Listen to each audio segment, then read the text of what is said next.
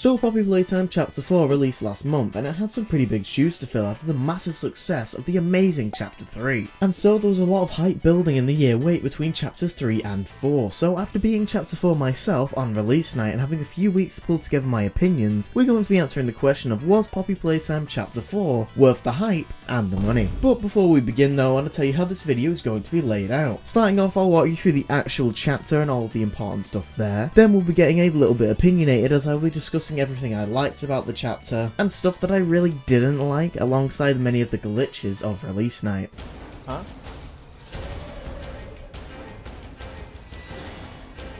Excuse me? God? Again? But without further ado, my name is Striker and I'll be your guide today as we discuss Poppy Playtime Chapter 4. Now Chapter 4 picks up directly where Chapter 3 left off. We were heading down on the elevator. Poppy is giving us a little speech about how it's hell. And Playtime wanted it to be.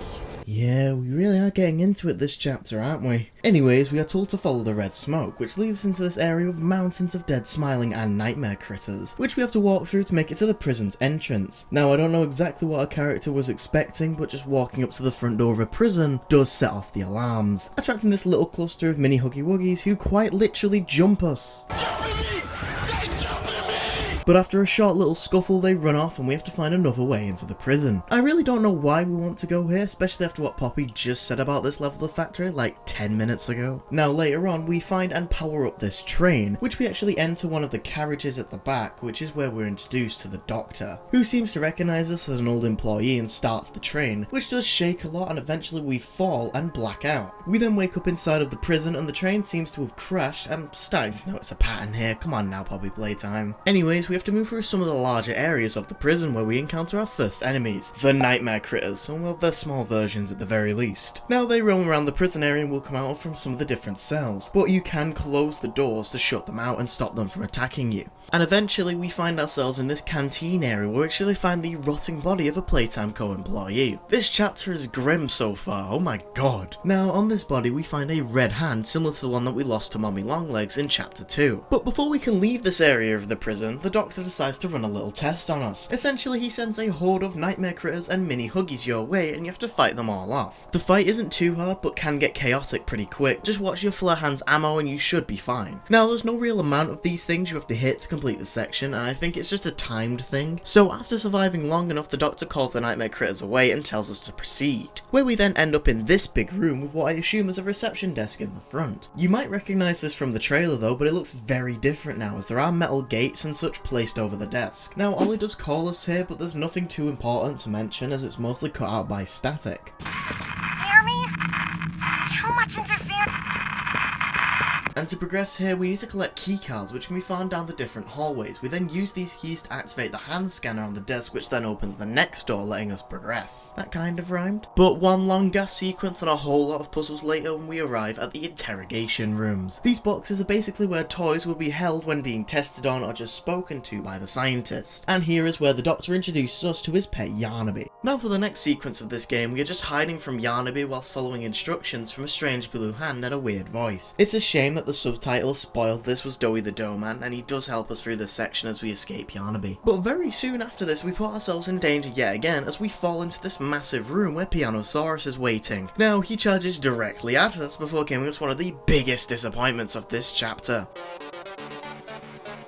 Before he can do anything, Doughy the Dough Man snaps him into the shadows and immediately kills him, which is very sad because Pianosaurus was one of my most anticipated characters going into this chapter. Now for the next 10 or so minutes we're just following Doughy around solving puzzles and overall having a good time as we make our way towards the safe haven. However, Doughy leaves us on our own when he goes to power up the generator and turn off the defences for us, which is where we get saved from a very close encounter with the prototype by Kissy and Poppy, who then take us into the safe haven. Now in the safe haven we get plenty of lore drops about the doctor and the prototype, as well as our new mission for the rest of the chapter, which is to obtain something called the Omni Hand, which is basically an upgrade for one of our grab pack hands which will allow us to use the abilities of each hand in one. And from Doughy we learn that the doctor has the Omni Hand right now and uses it to control most of this level of the factory. Now Doughy sends us out on our mission as we make our way through the sewers and into No Man's Land, where we yet again encounter Yarnaby and get into one of the most buggy sections I've seen in this series so far, or at least before bug fixes come after writing this script. So So basically you need to use these buttons to reroute electricity to various machines in the area to activate them whilst evading Yarnaby by hiding in the hiding spots. Sounds simple enough, right? However, upon release, Yarnaby would just kill you immediately and lock onto you if you did anything at all, and you couldn't even hide in one of the hiding spots because he would still kill you there. Now luckily I didn't get stuck here as I managed to glitch out the game by immediately picking up the keycard here to unlock the gate. This caused Yarnaby to completely despawn, meaning I had nothing coming after me and this entire section was a breeze.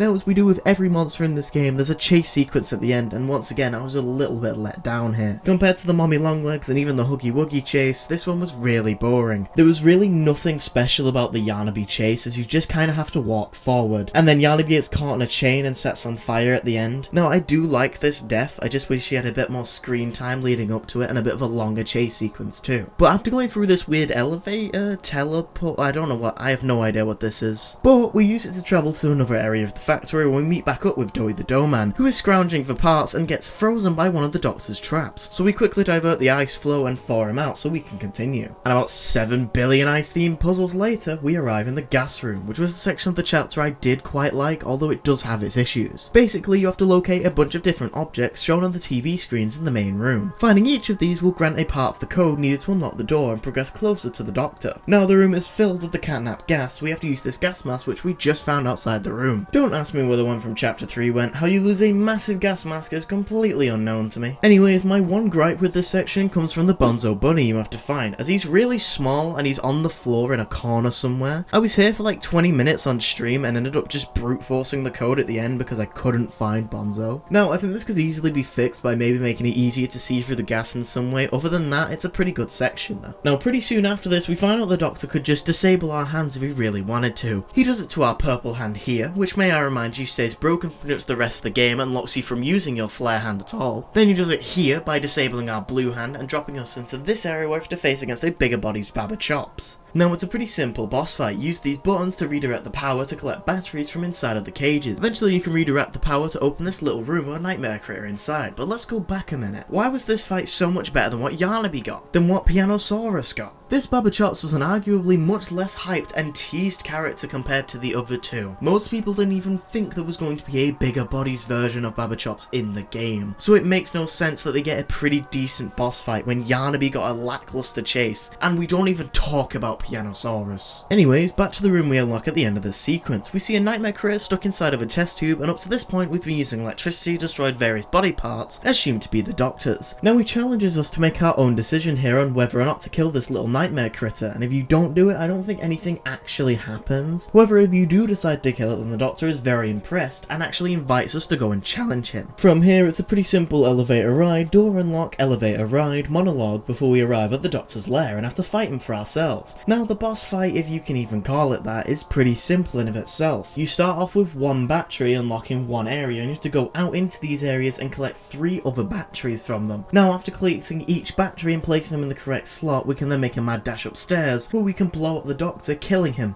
Now before we progress further, I want to say how disappointing this actually was in game. I went into the game not expecting a proper boss fight, but something more than just this. I was expecting to have to break those servers seen in the trailers to fully erase him, but no, you just collect batteries. Also, the weird robot things chasing you here were severely disappointing too. Their run animations are goofy as hell, and whilst playing, the only time I died was running into one to test if it was actually bugged or not. So I ran through literal hordes of them multiple times with no repercussions. Complaints aside for now though, after defeating the Doctor we go and upgrade our newly acquired Red to become an Omni Hand. Now yet again, I was a little disappointed to find out that it doesn't work on purple jump pads, as it does seemingly have all the same markings as the purple hand does. Now at this point in my playthrough I'm thinking, wow, this was a lot shorter than it should be, and I was a little disappointed as with every character here, Mob Entertainment got close but ever so slightly missed the mark. But they decided to prove me wrong, as there was still at least another hour of playtime, so let's get straight back to it. Now after acquiring the Omni Hand we head back to the safe haven where we meet back up with the whole crew, and we get ready to repair the generator, but Ollie interrupts us to tell us that the prototype is right outside. Like, how did you not already know? He was literally following me earlier.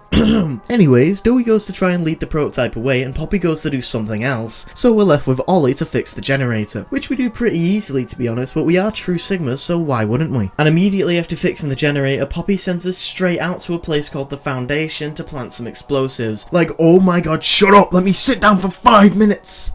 but we don't get a say in the matter and head straight there. Now, once inside the Foundation, we have to find the explosives which are laying around in different rooms and little caverns. We then have to plant them and go into the terminal to activate the machinery. But first, we have to do a puzzle. I swear it's like those mobile ads where you have to do a puzzle to skip the ad and do what you actually want. Now, we have to redirect the gas flow through chambers A, B, and C before making it go into a storage tank. Then we have to activate the gas overflow mechanism, or whatever it's called, and escape the Foundation, where we then find Dowie, who's lost the prototype, and then...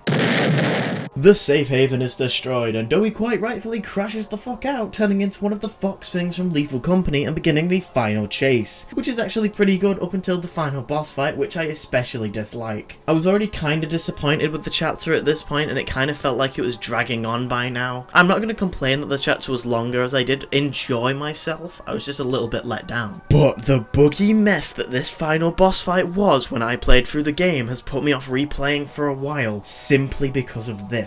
Basically, in this fight, Dowie will chase you around this circular cavern. You have to freeze him with nitrogen tanks and hit him with saws to damage him. Hit him 3 times and you win the fight. And for a solid 20 minutes or so, I kept hitting him repetitively with the saw and it was doing nothing. And it doesn't help that the ice tanks are all placed at awkward angles from the saws. And the messy and overall buggy collisions of those gas canisters really doesn't help with trying to beat this boss. However, I later realised that just dropping one of them on the ground and him walking over it will lead to the canister becoming stuck on Dowie. This allows you to shoot your flares to ignite the canister when he's nearby one of the cranes. And even with this, the boss fight was still ridiculously annoying to complete, and the fact that this was the second final boss I'd encountered within the span of an hour, I was a bit fed up by this point. But after defeating Dowie, we have to head into this room. I genuinely don't know what this room is called. But oh, for fuck's sake, he's back again, die! Dowie returns, so we hit him with that brain freeze construction vehicle wombo combo, which kills him. Thank the Lord. But now we can get into the actual ending of the game. After defeating Dowie, we find Kissy and Poppy once again inside of a storage unit. They're calling Ollie for help when a big plot twist and major fan theory finally comes true. Ollie betrays us and reveals himself as the prototype. However, it's confirmed that at one point in time there was a real orphan named Ollie who was presumably killed and then mimicked by the prototype for years. Poppy then betrays and abandons us before the prototype blows up the floor beneath us, dropping us even deeper into the factory. But Kissy does try to save us, but she sadly fails. Now in this lower level we are surrounded by loads of poppy flowers, leading into a room with one final VHS player and tape for this chapter, which actually links directly back into the tape from chapter 1, as Leaf Pierre tells us about where we are right now, which is right outside the labs,